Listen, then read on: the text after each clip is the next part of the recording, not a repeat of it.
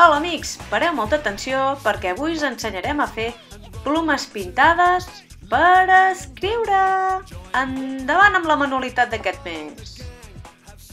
Necessitem plomes d'aus de diferents formes i colors, un boli gastat, un pinzell, tisores, cinta de paper i pintura acrílica o tèmperes.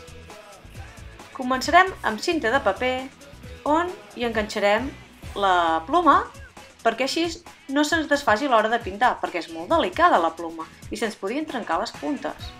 Començarem pintant sempre en direcció de la ploma, o sigui, així amb traços diagonals i sempre de baix cap a dalt. Ja veureu que les plomes us indicaran com hem de pintar. Jo he començat pintant amb colors de la gamma freda, colors blaus, verds, tons freds. Mira, podem variar aquí els colors que vulguem i el que ens agradi.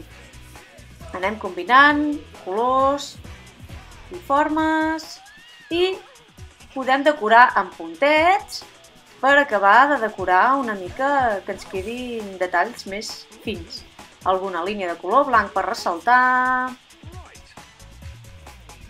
Després amb el negre també podem acabar de fer alguna línia, alguns puntets, així que ens quedi com una ploma de tribu.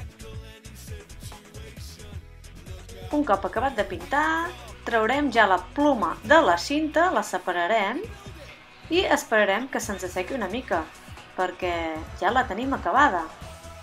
Ara el que farem és agafar la mina del boli, que tenim una mica gastat, i amb aquesta mina el que farem serà tallar-la fins al límit.